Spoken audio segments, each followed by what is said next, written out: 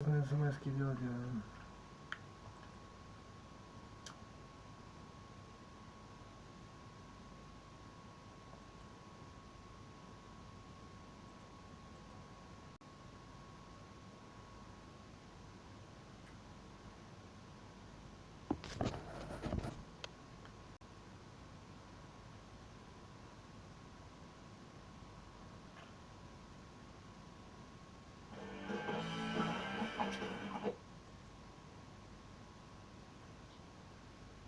Looking for a free project management solution that's actually free?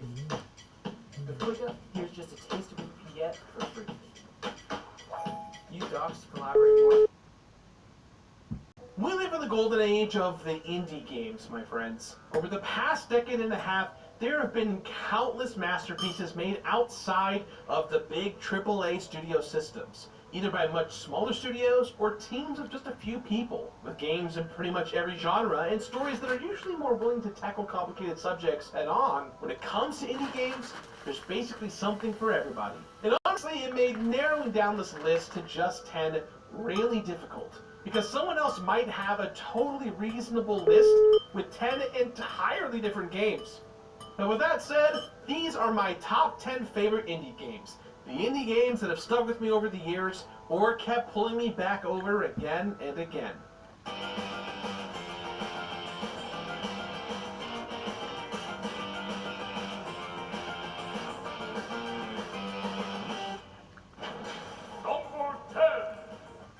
When I think of indie games, this game is one of the first things that comes to mind. Cave Story was released in 2004, near the very beginning of the indie game boom. Plus, like several other entries on this list, it was made by only one person, Daisuke Pixelamaya. And having a development team of just one person is about as indie as you can get. Granted, nowadays, Cave Story has been ported so many times that a lot of people have helped and worked on this game at this point, so tomato tomato. But the game's sensibilities reflects this. It feels very much like the product of one single person with total control over said experience. And as a result, it's just delightful and weird as hell. The world was with amazing attention to detail, and it's populated with strange, specific characters who help Cave Story as a robotic hero along its journey to recover its memory and find out what the deal is with all of these caves. Now, Cave Story doesn't try to reinvent the wheel gameplay-wise. It's a retro platforming adventure game through and through, and the first of several Metroidvania-style games on this list. But it sets itself apart through its unique stylistic choices, and by just being incredibly solid in every way. In fact, Cave Story probably helped shape the entire direction that indie games would take over the following decade and a half, and for that reason alone, it belongs on this list. Plus, it's just really good, so there's also that.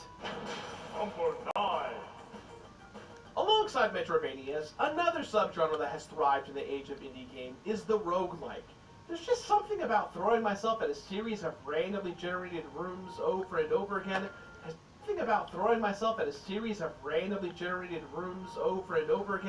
Has scratches an itch at the back of my brain. The Binding of Isaac is almost certainly one of the main reasons for the genre's enduring popularity, and it only got better with its subsequent remakes, Rebirth, and then beyond that with Afterbirth. But it's one of those games that seems like everyone in the world has played, which is really impressive when you consider how gross and weird this game is. By using a biblical story as its main point of influence, Binding of Isaac is able to dig into religious themes and imagery with abandon, centering on a boy who wields his tears like bullets. Because there's some truly wild stuff in the Bible, you guys. Yet the Binding of Isaac embodies the indie sensibility of feeling like the product of one very specific person and sensibility. Specifically that of Edmund McMillen, who felt free to make whatever twisted game he wanted after the success of his previous game, Super Meat Boy. Overall, The Binding of Isaac just creates an addictive gameplay loop that is the perfect siren song beckoning you to play it again and again. And as more material was added, including multiplayer and all sorts of insane new items, the game essentially just never stopped giving people a reason to play it. Especially completionists. So boy, that game's going to be a nightmare when I'm done with it. And just to be clear, I've been done with it 3 times. Edmund, stop making more content for this game! Number 8. And since I just mentioned Super Meat Boy, you know what one of my favorite things is? Super difficult precision-based platformers with the emphasis on trial and error, where I get to grow and learn and improve incrementally over the course of hundreds of tries at the same set of obstacles. I know that sounds like a nightmare to some, but to me, that's just a good old time. So of course I love Super Meat Boy, how could I not? That adorable little bundle of flesh is basically one of the mascots of the golden age of indie games. But he also got a legitimately great game to star in, which I'm sure accounts for at least as much of Meat Boy's staying power as his cute, disgusting little face. And once you get past Meat Boy's face, the game itself requires huge amounts of focus and precision. Some of the later levels especially pull off that neat trick where you're convinced that this one obstacle is absolutely impossible, and then almost immediately after, you finally beat it. And Meat Boy has one of the greatest rewards for all of that hard work, when you get to watch all your runs simultaneously when you finally win. Watching hundreds of little Super Meat Boys spiral off the levels to a series of horrific, simultaneous deaths is just never not delightful. Now, one of the reasons why I love Super Meat Boy is because in the original lineup, when I say the original lineup of the 120 games I originally completed, this was around episode 7 or 8. And my fans actually bothered Ed McMillan enough to challenge me to complete the game on Twitter. I did so, and that episode went viral. So you could say that Super Meat Boy is responsible to the very early successes of the completionist. Number 7. Now, in case you haven't heard, I have been raving and ranting about this next game for quite some time, because it's not necessarily as widely popular as some of the other items on this list, but I just love it so much. I, of course, am talking about The Messenger, which is developed by Sabotage Studio and published by Devolver. Yes, there are a million games out there that are side-scrolling retro platformers dating all the way back to Ninja Gaiden. And The Messenger's lead ninja definitely seems to fit in that tradition. But then this game hits all kinds of twists and turns, like a transition from a retro 8-bit style into a slightly less retro 16-bit one. And it not only serves as a great visual distinction between multiple timelines, but has a great bit one. From 8-bit style into a slightly less retro 16-bit one. And it not only serves as a great visual distinction between multiple timelines, but has a great nod to all the other ninja-based side-scrollers of the past. And even before this game transitions into a much larger, much more complex beast than it initially appears to be, it already sets itself apart with the really tight controls and fun combat mechanics. It just feels good to play even before the story and world begins expanding. Not to mention it has a freaking incredible soundtrack.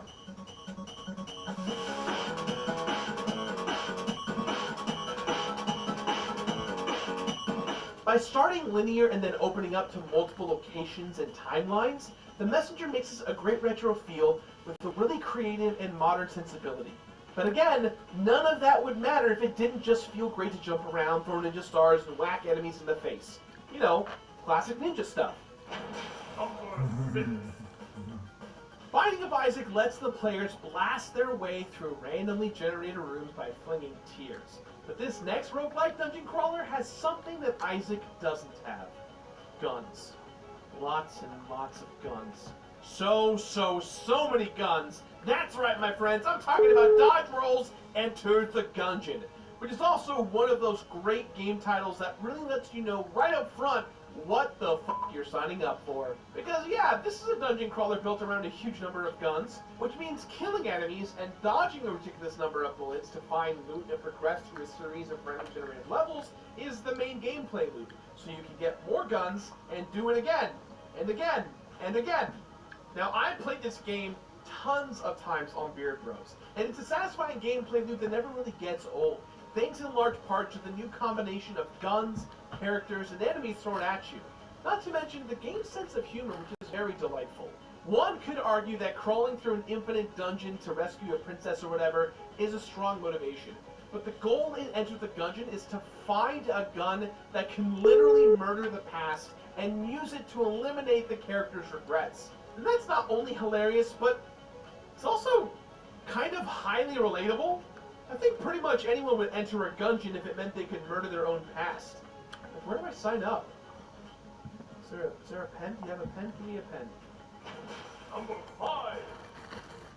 Now there are some games where love is inevitable. There's a charm and true allure. And for me, loving Hollow Knight was an inevitability. I love it for all the same reasons that most people love it. The adorable yet creepy aesthetics, the insanely tough and varied boss battles, the way that it pushes the possibilities of a Metroidvania to their absolute limits. All of the good stuff. However, Hollow Knight is maddening from a completion standpoint, because there's just so much to do, courtesy of a boatload of DLC. But it's also one of my proudest accomplishments. And that says a ton that after a truly bonkers number of hours spent in a tiny creepy world of hollowness, that I was still absolutely down for more. I wanted to keep collecting stuff and keep fighting increasingly frustrating bosses, and it honestly still blows my mind that Team Cherry made a game that's not only this expansive, but this incredibly good across the board. It's quite frankly played, which is really saying something, and my hype levels for Silk Song are through the roof. I need so much more of these strange little bug people in my life, and I need it right now. Number 4. There are a lot of indie games that are punishingly difficult. There are also a lot of indie games that offer a really gentle, story-focused experience about an emotional topic, like mental illness. But Celeste, by indie developer Matt Thornton, manages to provide both of these things at the exact same time. And that's what makes it a masterpiece. Блин, никому до нас дела нету, понимаешь? Тебя дела нет никого. Да. Да, понимаю. Ну и что? Не важно. Ну не живи тогда. Против всех тогда живи. Он за себя и против всех это одно и то же. Вот так я думал.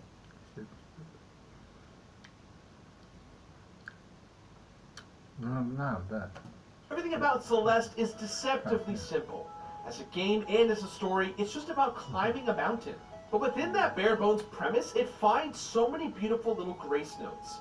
The mountain as a metaphor for mental illness ends up being way more nuanced and insightful than you'd expect. And the gameplay is simple on the surface, but simple does not mean easy. Some of Celeste's collectibles and obstacles are baffling, especially as you get into the much more difficult B-sides and C-sides. There was always a mounting sense of terror as I would realize what the game expected me to do, thinking there was just absolutely no goddamn way I was going to conquer this. But then, a couple minutes, or sometimes a couple hours later, I'd inevitably pull off the exact right sequence of perfect time jumps and dashes, only to realize that I'd grown and learned in a way that parallels the journey of the game's protagonist. It's a really remarkable trick, and it truly never gets old. Number 3. You know what never gets old? Murder. Or, that's what I assume anyway, based on how fun it is, in Dead by Daylight. With asymmetrical gameplay that sees one player as a deadly killer going up against a group of survivors who are just trying to escape, Dead by Daylight is basically the perfect game for horror nerds. It manages to turn the survival horror genre into a PvP experience, which is impressive enough on its own. It also provides two wildly different gameplay experiences depending on whether you're the hunter or the hunted. The most impressive part is that they're both equally fun. Now, this game is made by an indie studio out of Canada, and it's very evident that this game has grown over the years. It's 4 years old, but the support is through the roof. The basic gameplay loop is as follows. You have a killer, and you've got survivors. The survivors have to turn on 5 generators somewhere on the map. On the map, there are more than just 5 generators. However, choosing which generator that you turn on will be huge towards the endgame portion of a match. Meanwhile, the killers will hunt you down and around. They'll find you, they'll hit you twice, and pick up your body and put you on a hook. Your fellow players then must coordinate with you to try and get you off of the hook. Now, mixed in all the gameplay that I just described are items, totems which hurt players, perks on both sides that dramatically change the gameplay. And to top it all off, killers from all over the global spectrum of entertainment. When this thing started, it was just kind of generic survivors and generic killers. But as of today, thanks killers from all over the global spectrum of entertainment. When this thing started, it was just kind of generic survivors and generic killers. But as of today, Mike Myers, the pig from Saw, and even Pyramid Head from Silent Hill is in this game. This is a game that just keeps on giving with its insane gameplay loop, and it is the true definition of multiplayer huge plays. Even if you don't like horror games, you're gonna love Dead by Daylight. Number 2. Ну, да. Lots of games place an emphasis on Весело player тебе, нет? choice, but Undertale gives the player radically different Да. Iranian Date. Хочешь Iranian Date? Смешно, да? Это же Dates. Wanna date? Date.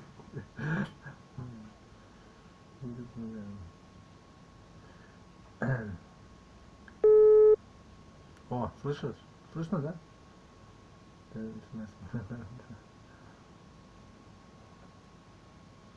Не пойман, не пойман.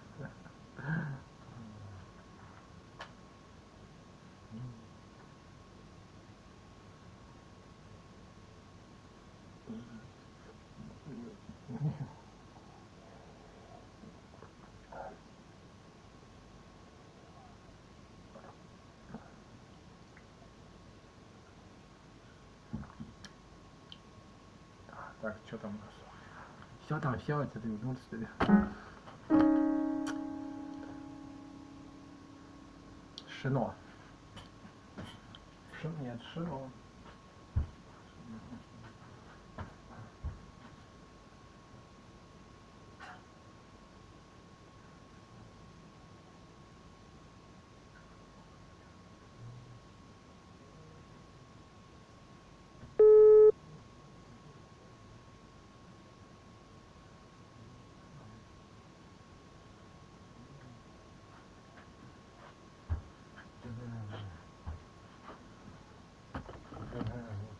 Почему, знаешь,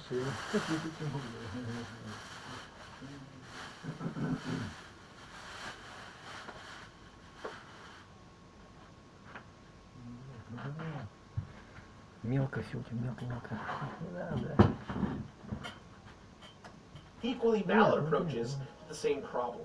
And those solutions show that choices matter, leading to a unique Ну, хочется experience. слабость, да, уйти, понимаешь?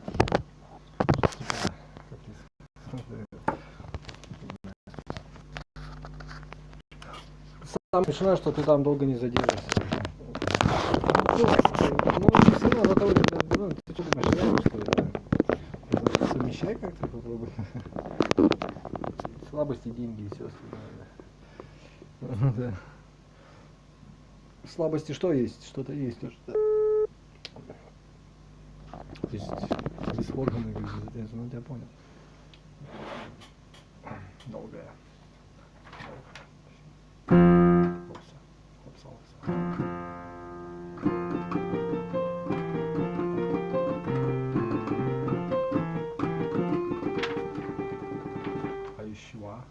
Щуа, ем щуа.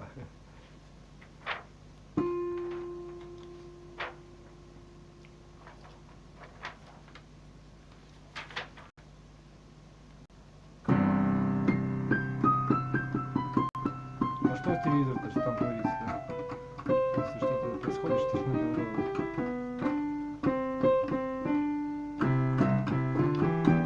Вот это он говорит, передвижной мобиль, что ли? Какого хера, наверное?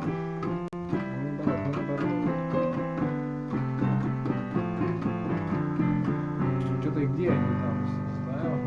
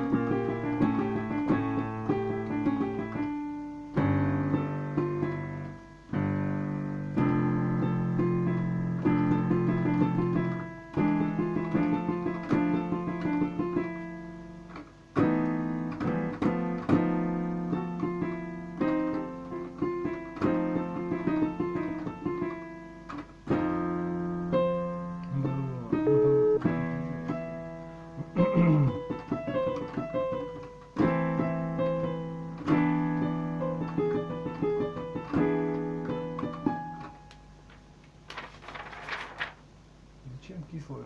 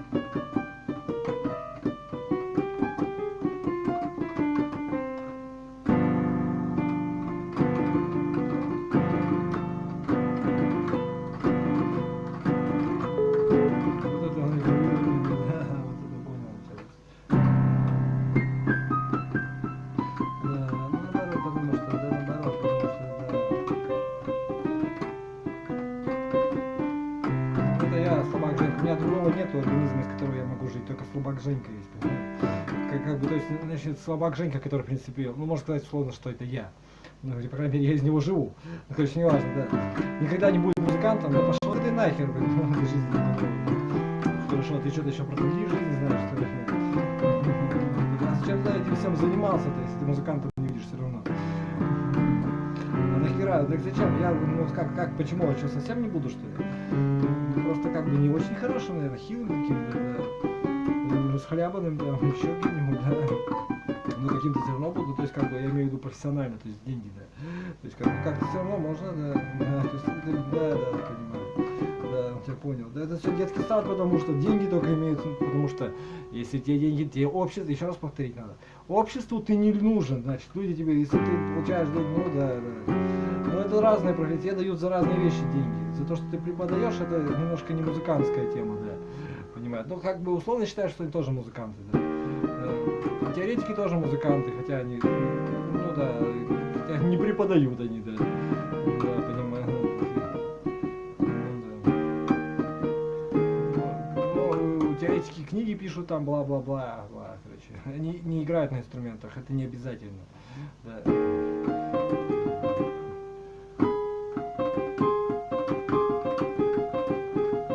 Как бы от либиту, то есть если ты, как бы, да, то есть, ну да, понятно, что это прилагается, например, к гармонии, но это не значит, что они будут пианистами или что они будут, ну, типа, да, понимаю, но не будем тут и влезать, видишь, на штуки, то есть, как бы, условно говоря, если ты считаешь, что музыкант это музыкант, то, естественно, да, то теперь не музыкант, да, понимаешь, да, по-простому, если говорить, да, понимаешь, да. Ну, вообще-то они так учат, что они что-то не смогут сыграть на фортепиано, в основном всегда так бывает. Еще на каком-то дополнительном. Ну, тоже не факт, тоже не обязательно. Ну, как правило, так, да, понимаю. Не забывай, да. По пьянке.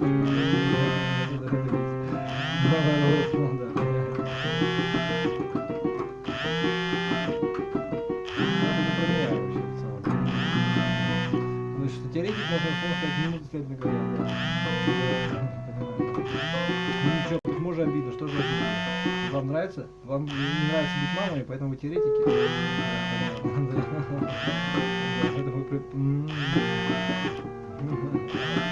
Нравится быть здоровым, нравится быть хорошим. Понятно. Понимаю, это. Я тебе говорю, это просто очень интересно. Да, понимаю. Я тебе говорю, мне устроено много вообще, просто меня. Да, и не на кого говорить-то ладно будет, понятно. И все хорошо, ладно, ты что, радость? Да, ой, да. Спокой меня уже, да. Так, да, вот видишь. Только надо жить, как бы, да, лучше,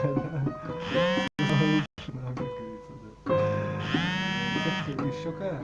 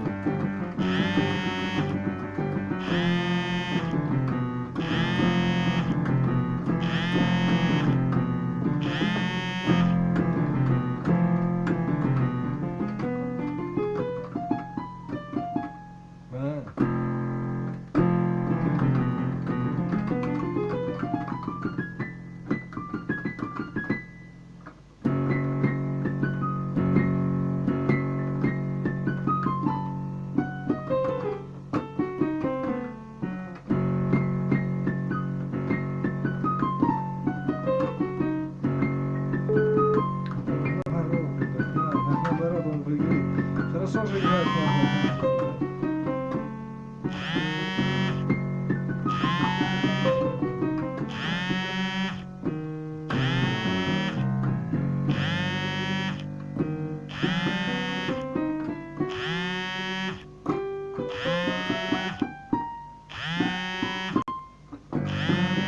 Верхний, верхний, верхний.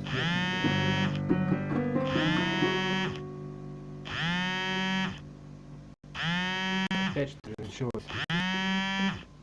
Да, ну, человеческий номер, посмотрим. Алло!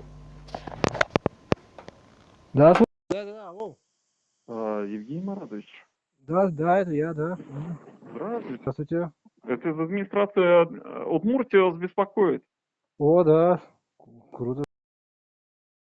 Да, спасибо, так, нормально, хорошо. Все нормально, и вы там успешно практикуете, я надеюсь, в плане фортепиано же, да? Ну, да, на данный момент так вот, да. Ну, смотря что вы имеете в виду успешно, я безработный на данный момент. Ага. За какую цену вы готовы приступить к работе? К работе, то есть вот то, что... Кем, собственно, конферансье? Простите, кем? Концертмейстер? Господи, да, мы перепутали. Концертмейстер же, да, точно. Ну, лично до подтанцовки у мэра вы готовы плясать? Сплясать? А почему нет? Это как-то... Не знаю, я что-то не понимаю. А что в этом такого? Не знаю, как бы это как бы не связано вроде бы как-то... Там что, у вас народный танец, что ли, как это там, то есть вы что ли, с гармошкой, что ли, как это? Возможно, но там иногда нужно наряжаться в наряды определенного стиля, патриотического стиля, то есть как бы праздник 9 мая, например. Ну, то есть как бы некий праздник будет, да, и там день рождения, например. Ну понятно. И что, вас это не устраивает? Ну, как бы, я не понимаю просто тут какой-то... Не, ну вы что, как бы не музыкант? Ну, музыкант, но это же, при чем здесь, ну, это Не, музыкант, да, и вы что? можете, что, какой стиль, как бы вы там, то есть мы почитали, у вас там Рихтер, да, по-моему, Музыкант в это, да. основе? Вы имеете в виду подыграть тем, кто танцует, да? Конечно. Конечно, аккомпанемент, да, не более. Аккомпанемент. Ну, То есть, как бы вы будете за главного, получается, в хоре. Ну, как бы в оркестре, там будут филармония выступать от мэрии. И день патриотического, там, например, дня соединения и так далее. Ну, там и какой-то праздник определенный, и вы там будете во главе, как бы, вот, всем этим процессом дирижировать.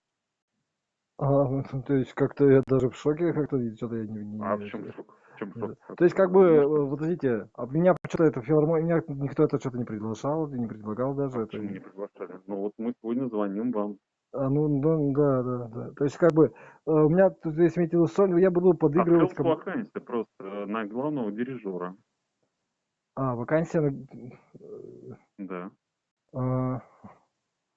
Ну, А что смущает, я не пойму. не знаю, я удивлен просто. Чем? Ну, есть уровень зарплаты. Ну, 40 тысяч, как бы это, потолок. Пока что. Ну, понятно, это понятно. Там, да, могут быть какие-то надбавки за выслугу, там, за определенную, там, если будете как-то особо выделяться. Да. Как-то я даже не знаю. Подождите, а репертуар, как бы, вот вы сейчас предлагаете? Руссконародные и там патриотические всякие тона, там, такое. Ну, как бы надо как можно больше, там, не то чтобы калинка, да, прям, чтобы звучало, но Рихтер как бы подойдет, да. Вот поэтому мы, собственно, вас и нашли. То есть, как бы Рихтера, вот мы в Яндекс писали, Рихтер, и там написали, и вот на вас сразу вышли. Как-то все как-то непонятно. Когда репетиция, смотрите, вы так предлагаете, а репетиция там, как там, какой, что будем играть, как это вы говорите, дирижер главный, это как? То есть, какой будет он сам, я что-то не понимаю. Дирижер, к сожалению, умер от коронавируса, поэтому мы не можем как бы сейчас сказать, когда будет замена в этом плане. Ага. Серьезно, что ли, Поэтому, вы не шутите? возможно, вы будете даже на какой-то период заменять его, да. Это, Такая будет некая, да, важная обязанность подменить человека. подождите, это филармония, что ли, у нас здесь, в Удмуртской, Ижевске? Конечно, да. Вот. А, Где жить? ну нет, это как, это я что-то это самое надо знать. Сейчас, Вы не знали, что ли? я не очень слежу, просто как-то вот я не видел где-то, в соцсети захожу, что-то там вроде никого не было. Мгм. Там, ну, сейчас я посмотрю еще. Вы за какую зарплату готовы как бы в этом плане побороться, ну, продать себя там, что называется? Ну, то есть какая цена, какая зарплата вас устроит? Могли бы сказать. Ну, это как, И условия. То есть у нас вот такой минимум 40 потолок, поэтому больше мы не можем подстроить. да я понимаю, я просто как-то, нет, я, как сказать-то, настроен на работу, ну, то есть на дальнейшее, то есть надо как-то непонятно, трудоустройство там, ну, что-то собираться там, как-то, ну, как говорится, трудоустройство и приходить как-то, я не знаю, просто как-то А непонятно вы там, номера можете готовить. сейчас, а вы можете сейчас что-нибудь сыграть? А, Вот чтобы мне продемонстрировать ваш уровень профессионализма, чтобы я оценил, так сказать, ну, вводную часть без вступительных экзаменов, называется. То есть должен быть некий там этап исследования. мгм. То есть, ну нет, да, руссконародный, что ли, вы хотите или что? Да, нет, собственно, любое, то, что вам нравится, то, что А, вы умеете. Да. ну, не знаю. Нет, я послушаю, да. Если вы можете, вот есть инструмент, если его нет, Ну, то есть, в конечно. другой раз тогда. Это не обязательно сейчас. Мгм. Понятно. То есть вам как бы без разницы направление, то есть Не, какие-то... но мне необходимо сейчас знать, Хорошо, вообще хорошо, вы хорошо. хотя бы Да. немного подходите или нет, потому что у нас есть, Да-да-да, я понял. в принципе, кандидатура на горизонте вторая, да, там как бы необходимая, и она Мгм. уже почти согласована, поэтому если вы сейчас нам что-то сыграете, я могу как бы определиться сам Мгм. и сделать из этого какой-то определенный вывод, потом вам там ответить по вашим контактам, которые вы обозначили вот на сайте, там, я не помню, Удмуртия, там что-то там, да? Ну, у меня там контактов, как бы, есть они. Где бы, Мгм. да, есть. Мгм. А вы Ладно, можете да, сыграть, сейчас. да? Или вы не можете? Или Ну, вы почему? Могу не... что-нибудь сейчас? Попробую Ну, давайте тогда я жду. синхронизировать чуть. Ладно, сейчас. Мгм. Давайте, да. Мгм. Сейчас это... Секунду.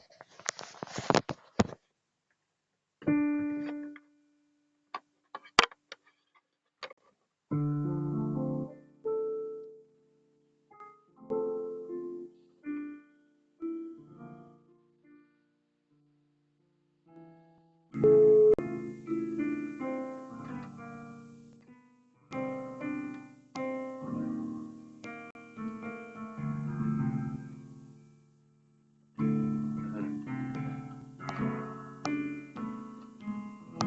Это таланты. Одесская вещь какая-то явная, да?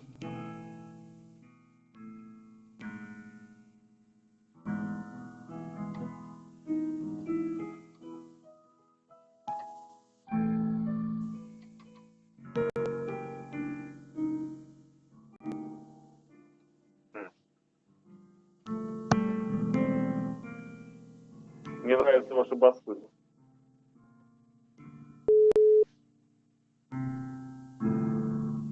Очень низкие басы, да, они великолепны, да. Мне очень нравятся. Можете там немножко как Оскар Петерсон? Что? Алло, да. Мне Да-да. очень нравятся ваши басы, вот низкие тона, вот эти, да, такие переходящие. А можете как Оскар Петерсон немножко так вот поимпровизировать? Есть что-то такое? Ну, что-то сейчас. Что-то Да, я бывает. хотел послушать. Хорошо, ладно. Мгм.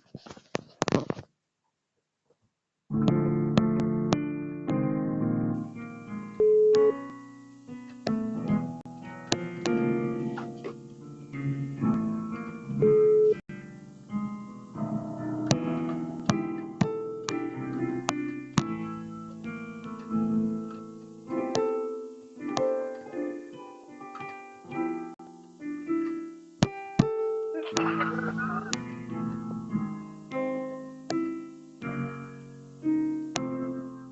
можно.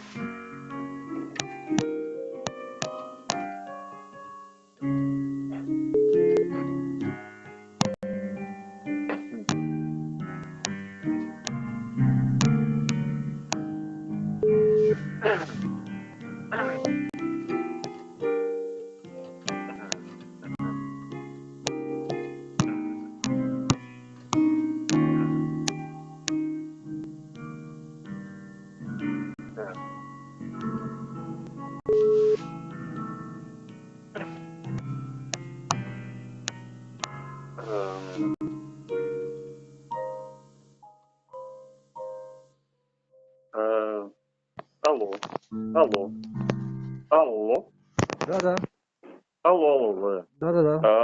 А вы знаете, знакомы с творчеством Ника Киева хотя бы немного? Киева, простите. Конечно, да. Ну, как Сера переводит. Что-то не припомню. Это... Темный парень из Австралии.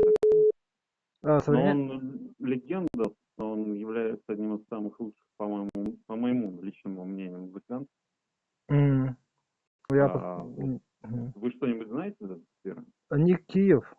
Что-то я не припомнил. Я посмотрю. Даже не знаете? Но я бы вам советовал что-нибудь разучить для начала. Даже сыграть его какие-то лиричные вещи. Кстати, там что-то было вот на тему любви, я не помню, какую-то песню он пел. И в Москву приезжал раз-два, да. Ну, в любом случае, вот спасибо вам за вашу импровизацию. Я очень это оценил, ваш труд. И да, я вам тогда дам знать, хорошо, на почту. На вашу почту же, да? Можно, да, можете на почту написать, да. В принципе, можете на почту, можете позвонить там, не знаю, в соцсети, как вам удобнее, в принципе. Да, простите, что как бы так очень поздно вам позвонил в этом плане. Да ничего страшного. Просто мы нашли там, да, оперативно вот ваш вариант. Да.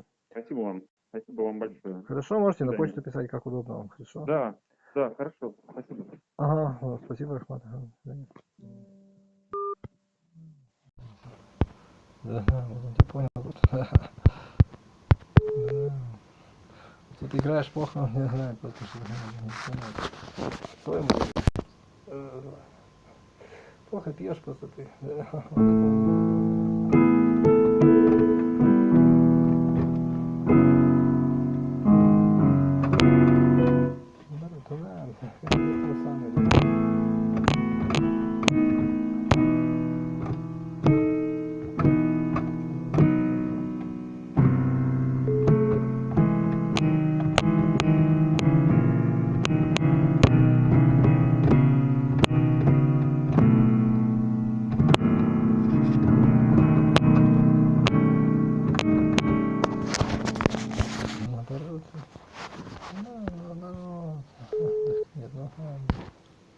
Так не бывает.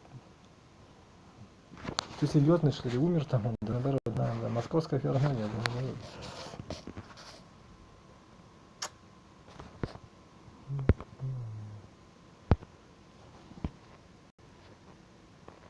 Ну нет, ну вот надо, свой номер просто предложить, да, ладно. Хорошо, так сразу, не получилось. Рэй Питерсон, что у него есть? Из Австралии,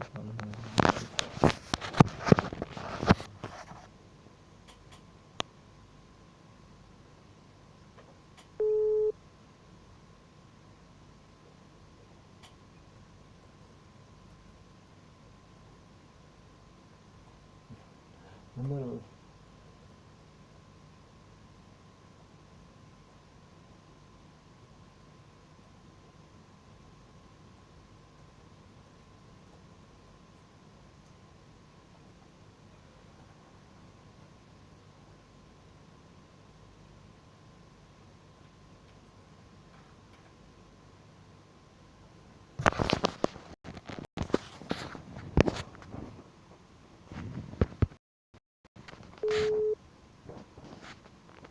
Наоборот, ну вот нет, наоборот, он же смотрит тебя, да, наоборот. Зачем он это?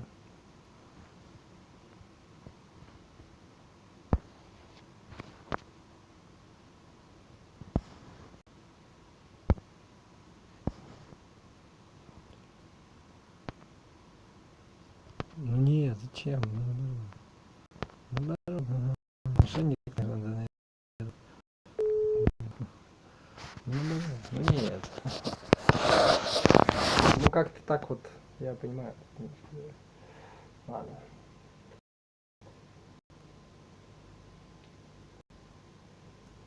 Как эта штучка называется? Ну нет, не надо писать было этого, да. Да не может быть такого. Жавший соломон. Не может.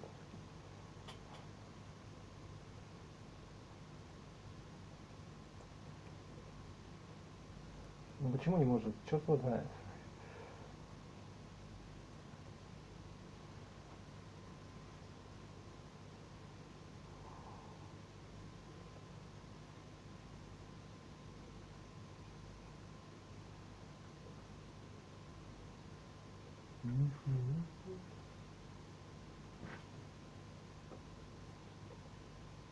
Ну нет, ну наоборот, ну, да, это не самое. Это как-то... Это тот молодой, что ли?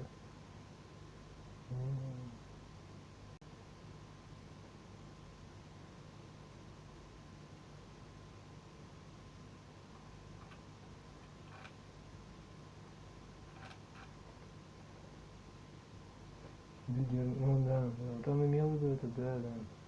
Ну наоборот. Ну вот нет, наоборот.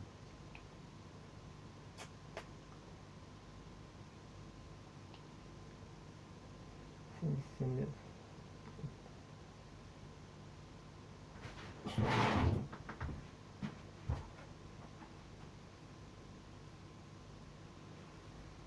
Коничева.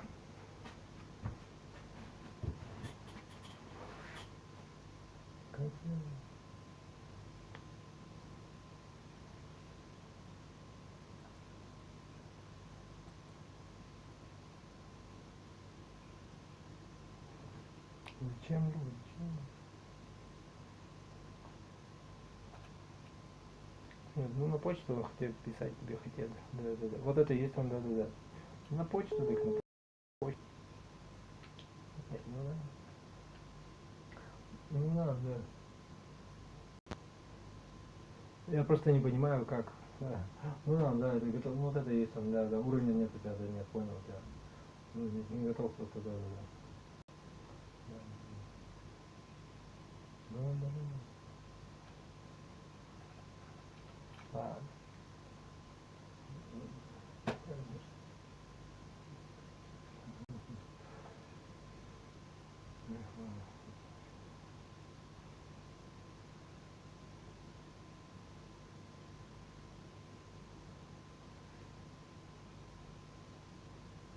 Непростительно.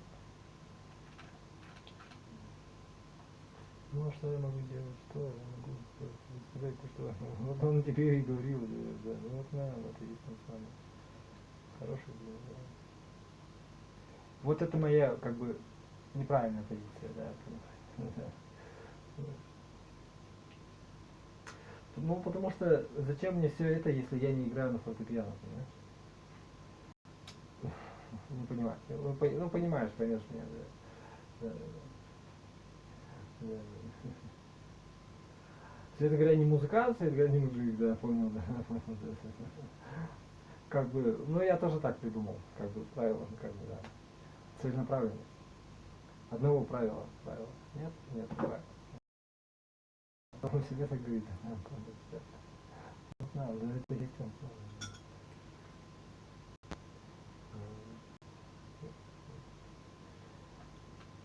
Его аватар. Нет, хорошо. Вест его аватар. Давай. Ну нет, ну вот нет, ну да нет. Гомо сапиенс говорит, да.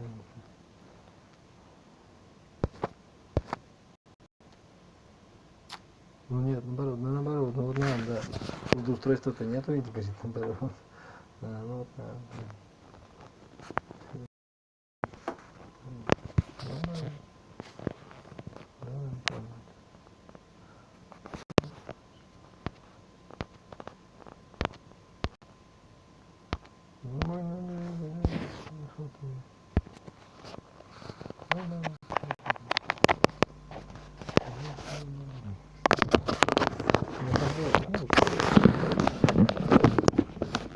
сколько можно, это скучный отдых. У меня вся жизнь отдых, ты неужели ты не видишь?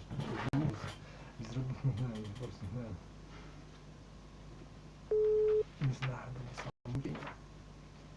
безработный. Я, да.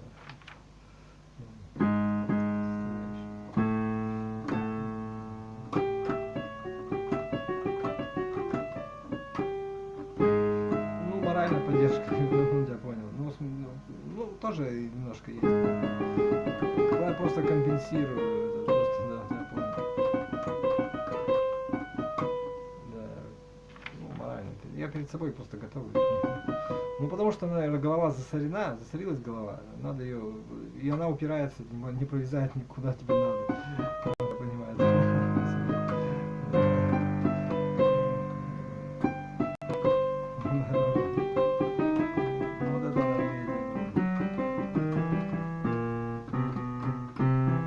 То есть у меня из-за профессии, так сказать. Наоборот, блин, я вообще как бы циник, я чуть себя не бил уже. Я понял. То есть как бы у нас такой странный генотип, вот у меня мать тоже такая, да. И, нет, отец совсем не такая. Не знаю, откуда такой быстро появился. Ну да, понимаю. Такой взгляд на жизнь, как бы не политический, да. Да, то есть у тебя много характера застряло, надо отработать, да, определиться там, да.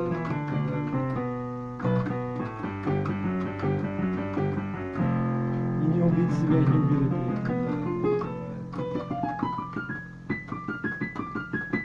Определиться само. Возможно поменять профессию, поменять направление, но я не думаю, что это правильно. Это мое личное мнение, думайте сами.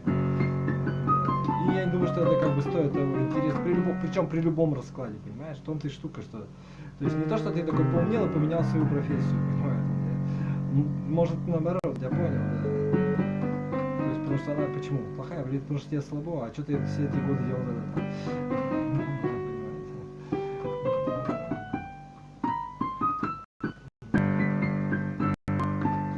Ну или область деятельности, как угодно. Кстати, это ты интересно сказал. Ну это тоже мужская тематика, извращение немножко.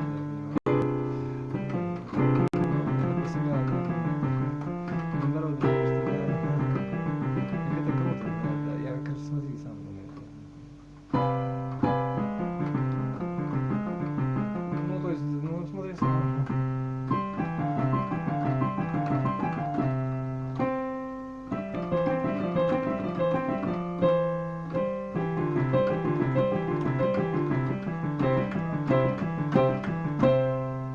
Потому что так нормально еще, как, что, да. Ладно. Как желаешь.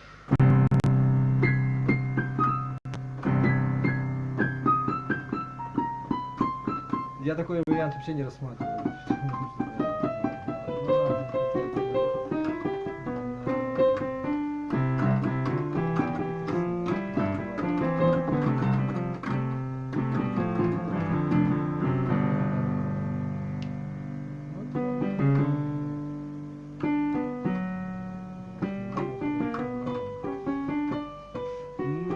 Неизвестно.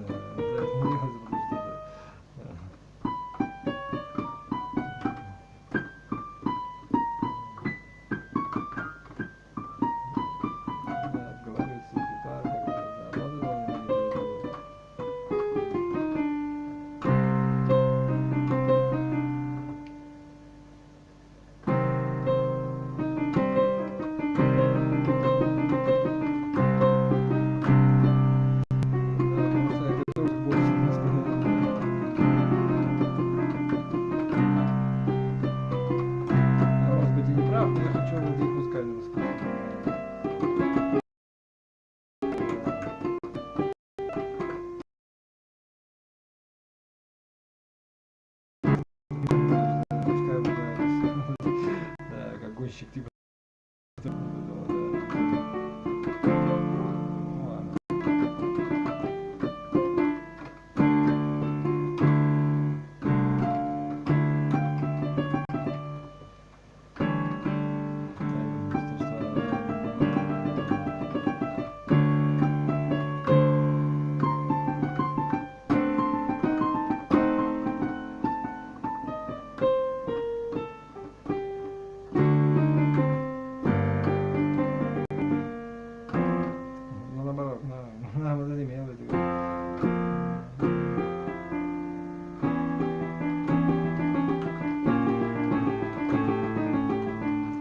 QIWI.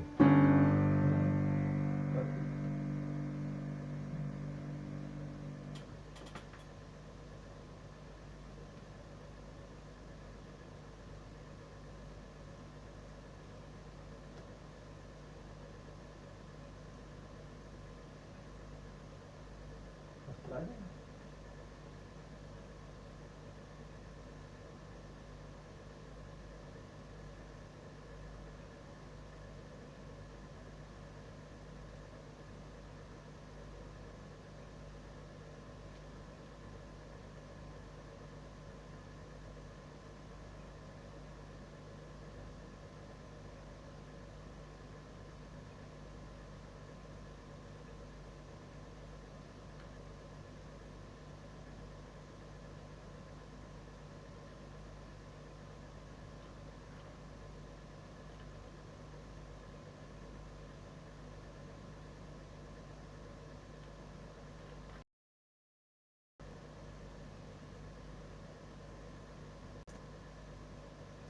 Нет, народу удаляем, давай.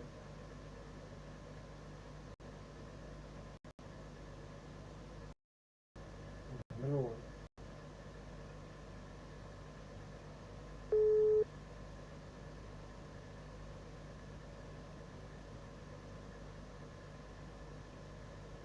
Я не запомнил, как его зовут. Ну ладно.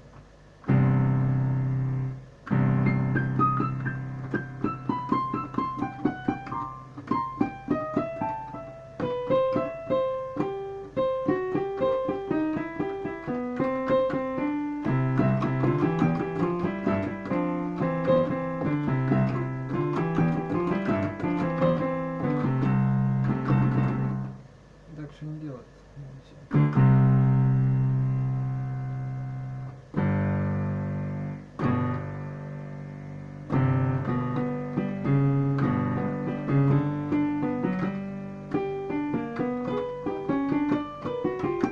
Ну, Кай, если ты там вывез,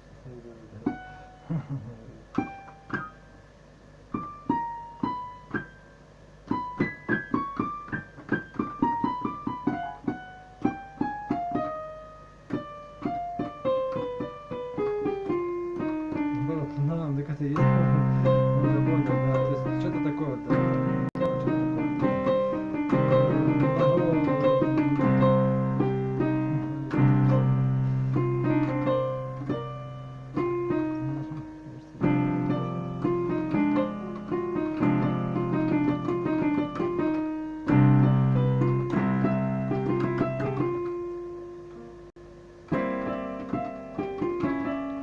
На это я намекал, видимо, да, такой голубой там что-то, да. Да, понял.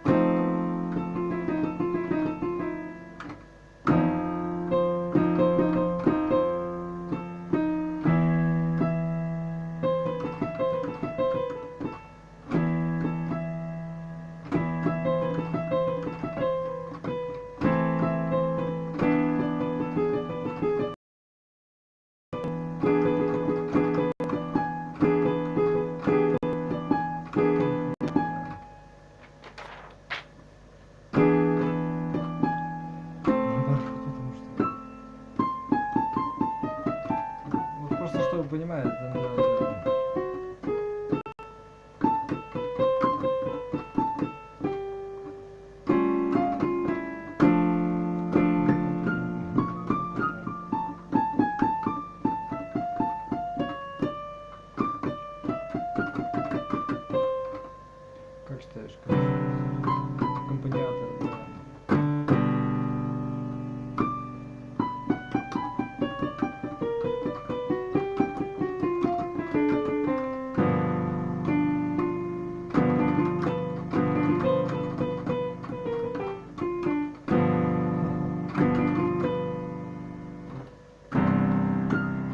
Все живы, это почему-то понять не могу. Нет, ну да.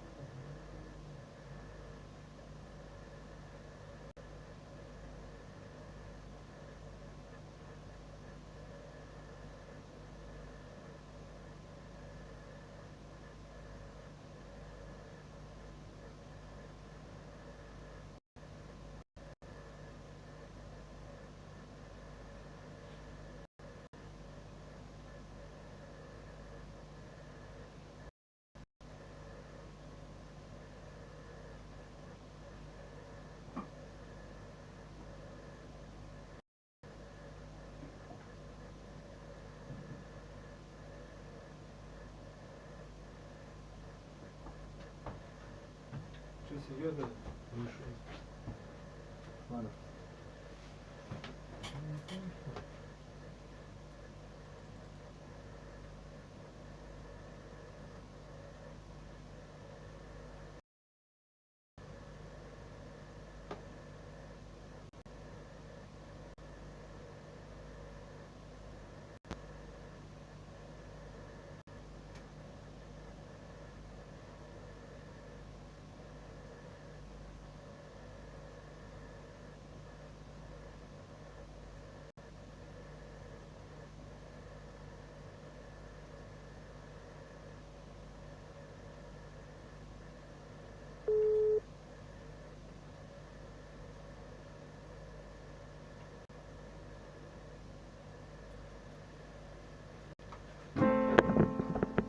Упс. Санта-Фе.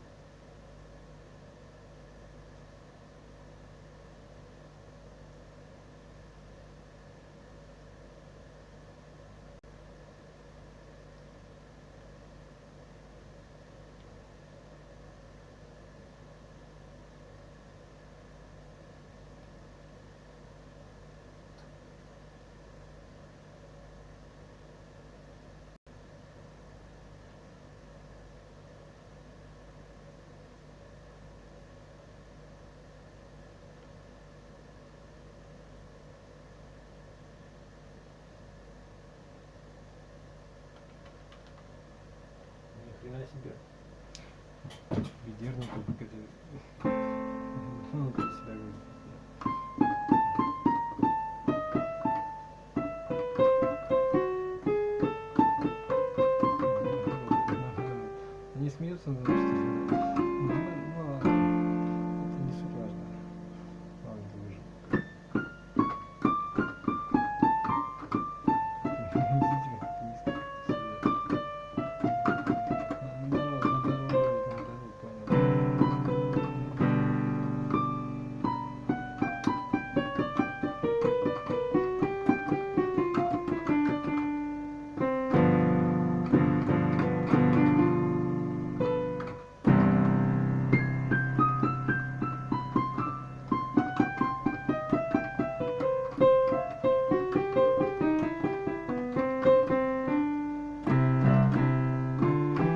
иметь, наверное, да. Может в этом дело, да.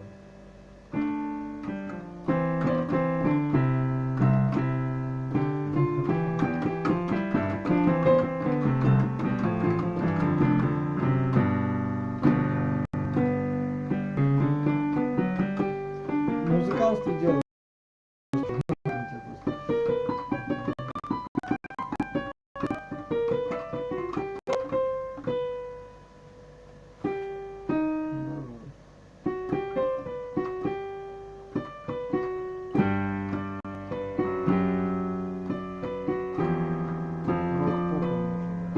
Так вот, типа, это вот именно.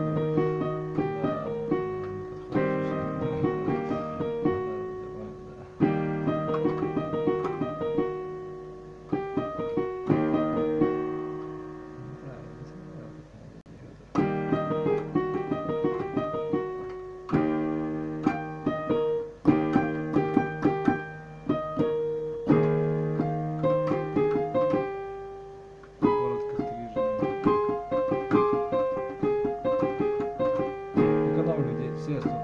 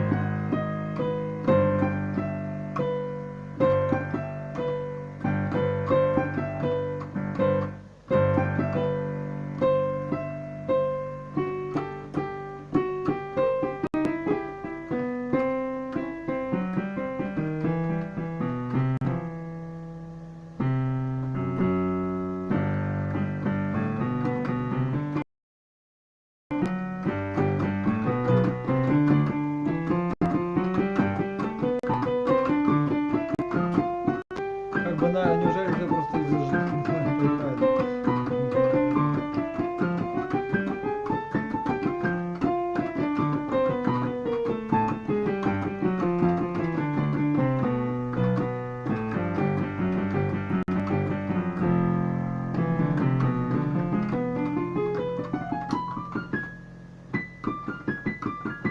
Кстати, тоже интересно.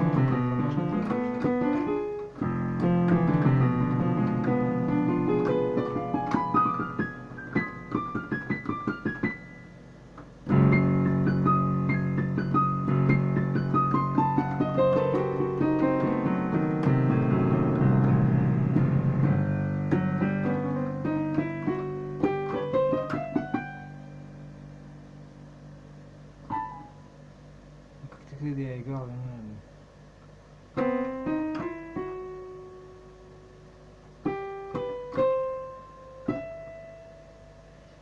Не смеешь, не заснижишь, что ли? Так играл просто. Верхний такой.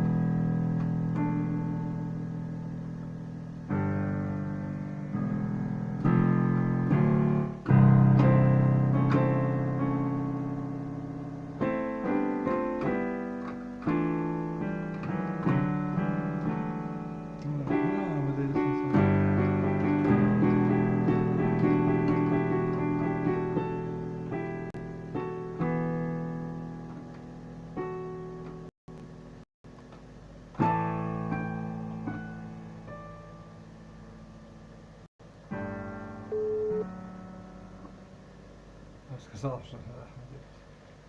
Нет, надо сказать.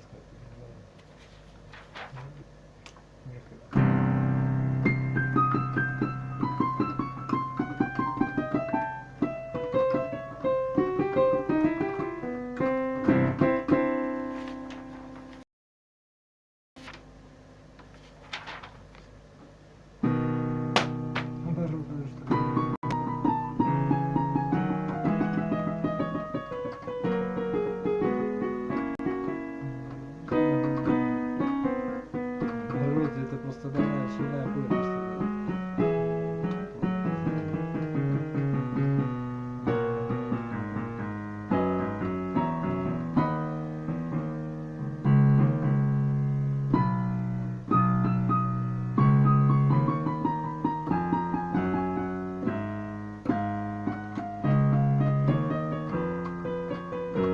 Наоборот, набрал же он, да нет, просто для того запомнить. Вспомнил себя вспомнил, да.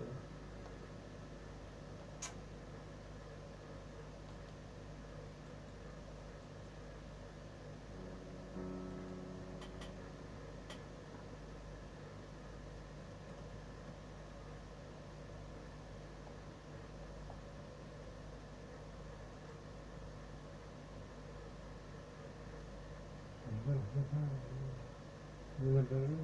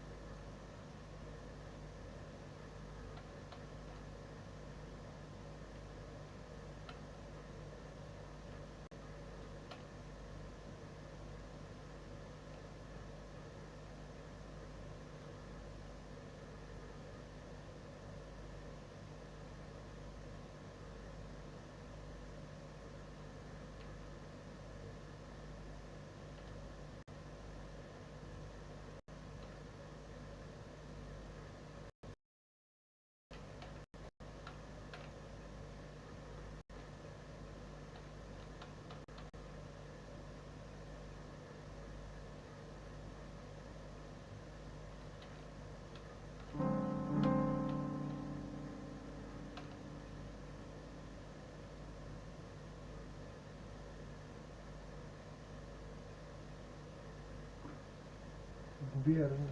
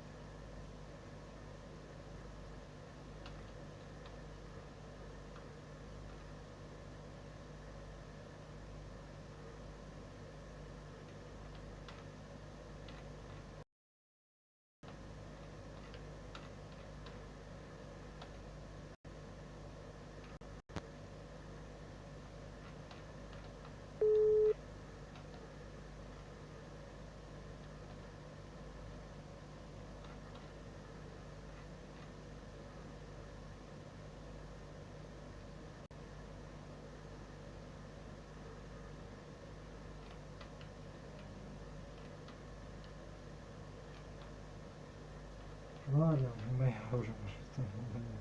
Ну нет, наоборот, да, наоборот.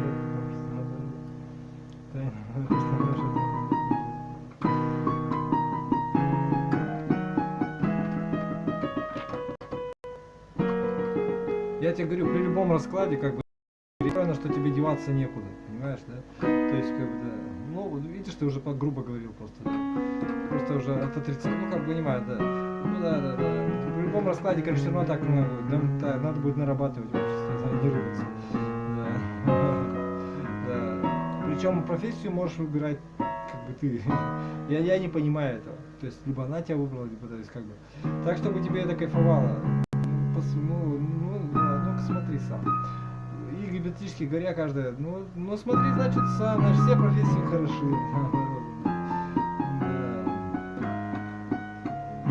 Ну и что будешь делать тогда? То есть твоя профессия, то, что ты любишь, она бессмысленно, имеешь в виду, да? То есть здоровым ты хорошо. Ты никогда не будешь здоровым, делая то, что ты делаешь, то, чем ты занимаешься, да. Ну ты не можешь быть здоровым музыкантом, да, например. К примеру, я тебе говорю, да. То есть, как бы сделать, ну, как бы, да, понимать, это долгая история, получается так. То есть, как бы, тренировать, да, надо быть умнее, значит, надо просто, да, и так далее. Надо идти дальше своих предков, надо быть настоящим, понимаешь, надо в настоящий путь идти, да. И нету других путей, ну какой путь, да, ну, понимает, ну, да. Ну, будешь ждать, когда тебя кто-нибудь догонит, там, да, понимает он тебя просто. Так, ну, а зачем тебе это? Ты можешь всю жизнь трудиться и все, иди дальше, вот и все. И не притворяйся, что ты женщина. Ты же не женщина, правильно? Да. Чтобы тебе не было нужды притворяться, что да. Чтобы было кому-нибудь рядом с тобой, да.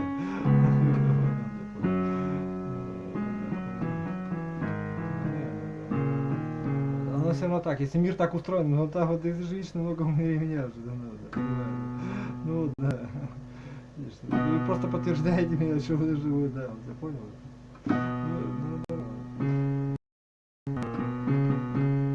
Так вообще мир это замечательно, ну ладно. То есть оно не для этого, да. Это все шик и все, это ничего не да. Да. Это женская тема, да, то есть обаяние.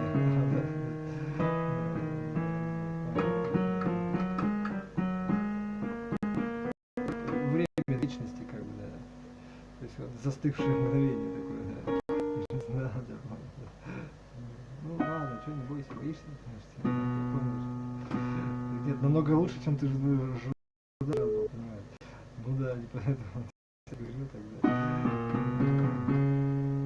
Ну, по-любому, тебе Будда скажет сострадание. Надо с состраданием. Ты вот все осознал, теперь делай с состраданием. Я тебе скажу, это все фигня, работать надо по-настоящему. Когда работать надо просто, и все, да. Но это старые очень сказки, понимаете. Мы тоже там есть свой предел, как бы, да, типа того. Может быть, правильно понято. Это как бы религиозная тема, понимаете, бездельников, значит, они не по пути, как бы, со своей стороны, ну, как сказать. У них нету функции здесь, знаешь? Мужики, которые не работают, да, женщины, которые наоборот, да. Ну, наоборот, ну ладно, неважно, ну, а что ты хочешь? Это и религия, ну, не религия, а что это такое? Да, я понял. Это женские качества, понимаешь, то, что у Будды. Ну, я понял, да. Я понял. Да. Он никого и рожать-то не собирался, он избалованный был, мальчуган, да. Ну да. Типа того, а чего там хорошего? Понимаете?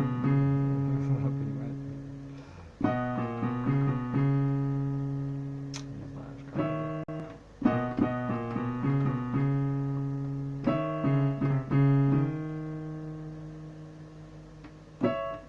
Чего я не понял?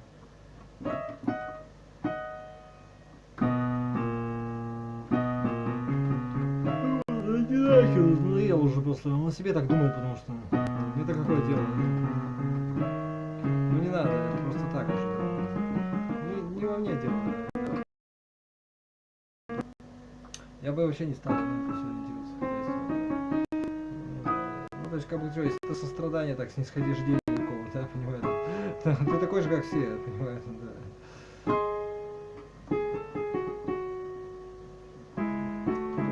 Будда это женщина, понимаешь?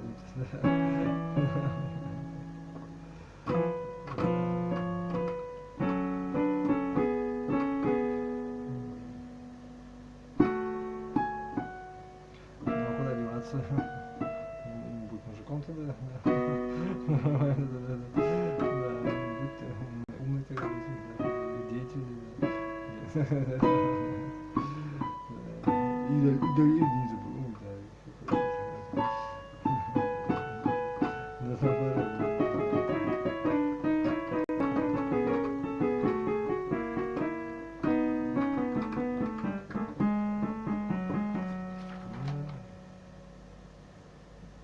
Ну и чё, а кто тебя будет кормить? На чей счет будешь жить?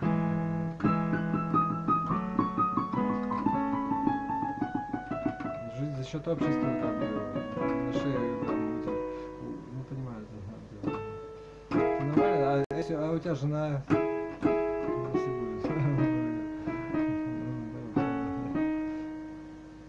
и это не стрёмно тебе, да, хотя где твои достижения?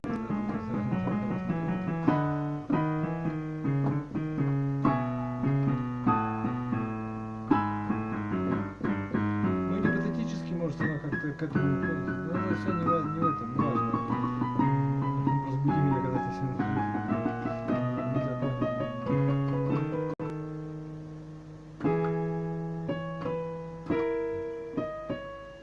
ладно, до сегодня ничего не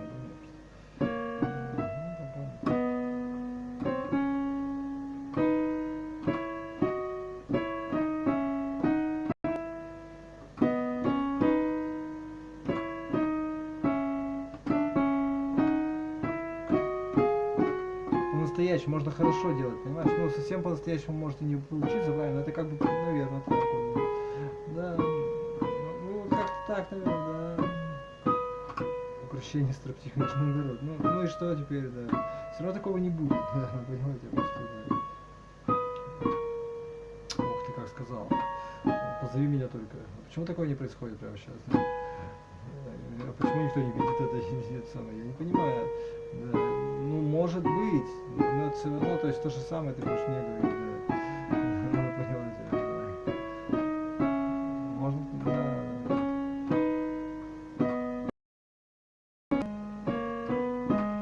Я просто к тому, что все хорошо. Что, да, нет, не понимаю. Да. Наоборот, потому что просто наоборот дело, тогда полноте имеет. То есть, ну, короче, да, не имеешь права вообще заниматься ничем, да, потому что все профессии, все бессмысленно. Может, просто плохо делаешь? Нет, ну ладно. Я все-таки остаюсь при своем, ну, это мнение, не мнение, просто как бы, да. Ну, ты хочешь, но он тебе про себя и говорит, что под прожорливый проглот вот этот мир, русский народ, какой народ еще? Вообще народ в целом, да. Да, то, что ты его никогда не прокормишь, да, потому что не надо кормить, надо влияние оказывать, значит, надо изобретать что-то. Это ты то же самое говоришь, да, он тебе про себя говорил, да, я понимаю. Я просто тебе, да, ну да.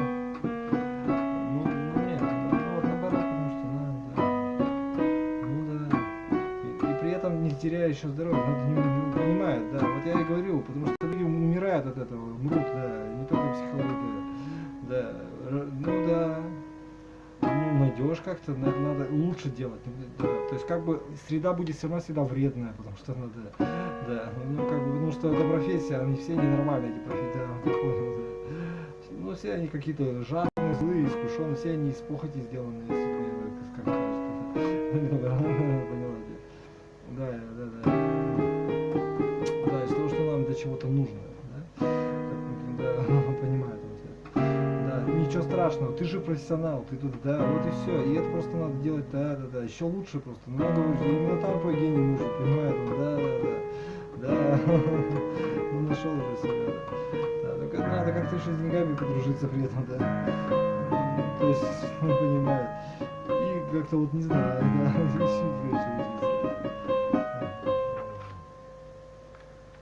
да, да, чтобы вообще, да, про это проговорить, наверное, хорошо.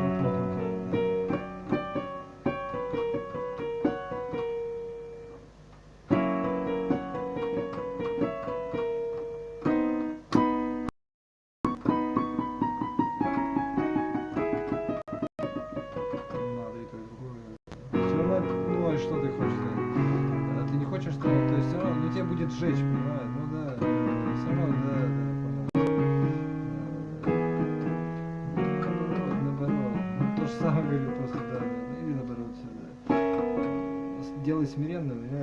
Не то что аллергия, просто я не понимаю. Нет такого в мире, понимаешь? Все равно, да. То есть это не мужская функция делать что-то как бы, да. Нет, это я не могу тебе сказать. Я просто тебе говорю, да, что, ну да. Получается, убежал же ты от нее. Получается, надо. Наоборот. Ну нет, ну это имеет в виду, наоборот.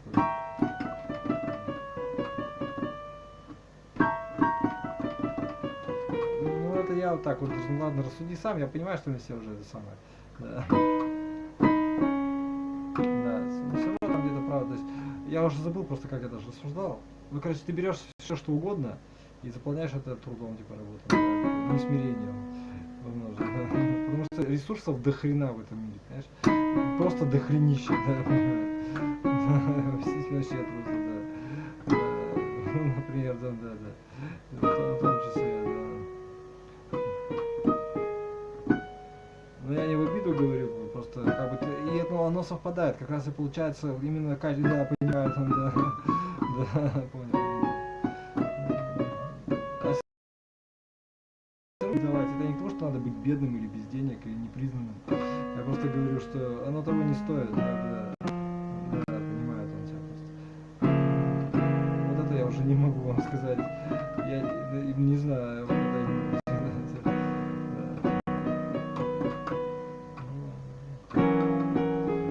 может быть, это, как бы в прятки тоже играть, я не думаю, что имеет смысл, чтобы, да, понимаю, да. Рассуждаем вместе, как-то ну, хорошо, да.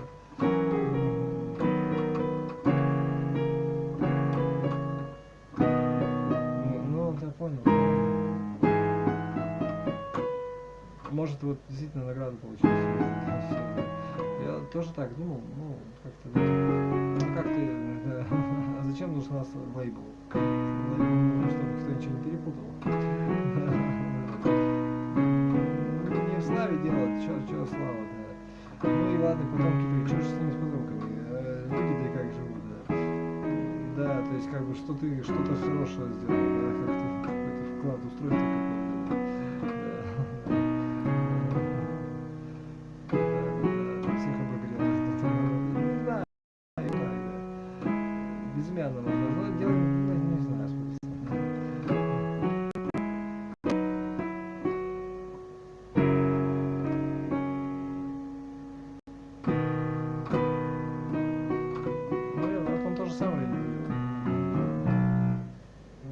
Безымянно она теряется, дифференцированно, да. Ну да. Наоборот. Или вот как вот ты же можешь не называя использовать, а ты даже вот называешь по-разному рука, нога там как бы, да. Это не важно, а функция-то одна и та же, наоборот, нет. Нет? Нет, тебе так тоже думал, да. Ну как бы да, это то, что ты так говоришь. Да нет. Ладно. Да, ладно.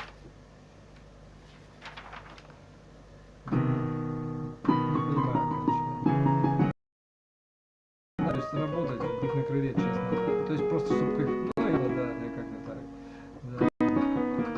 Может и так даже тоже. Да. Я какой-то, черт его знает, мелочной замкнут, да. Ну да, я тоже не надоел уже, я постоянно.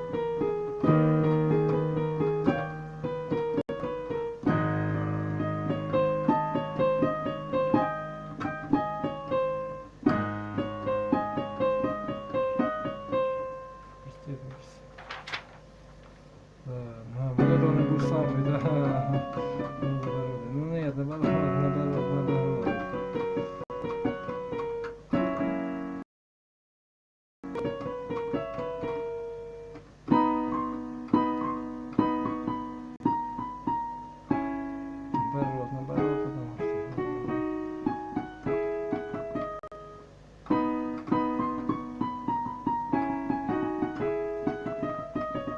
Наоборот, наверное, какой сайт он имеет в виду? Нет, ну вот это он был самый, да.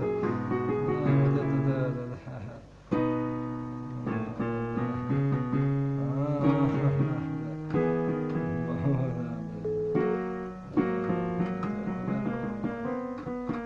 Вот это и было на самом деле. Ну наоборот, потому что наоборот.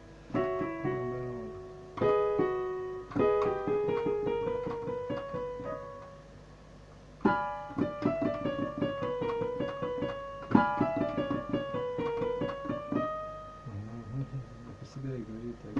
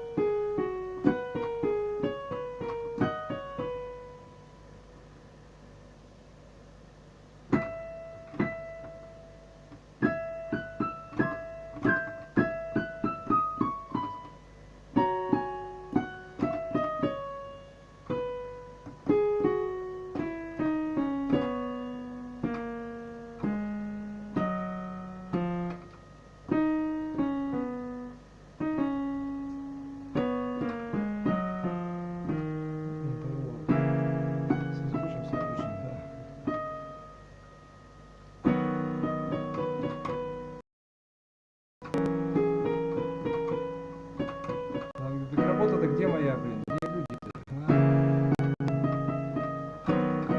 Ну, кстати, работу не дает, не даст, все. То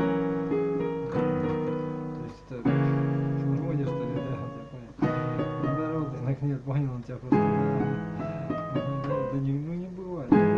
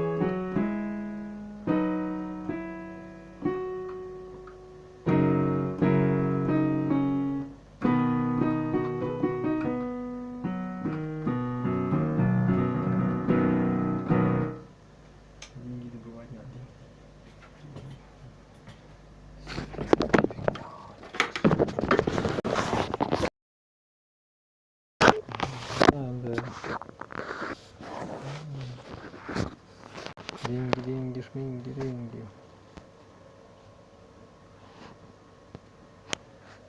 Что, успокоился? Нет смс? Нет? Не умеет?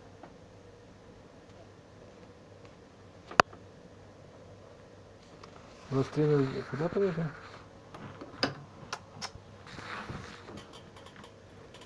Что-то вроде как... Что-то.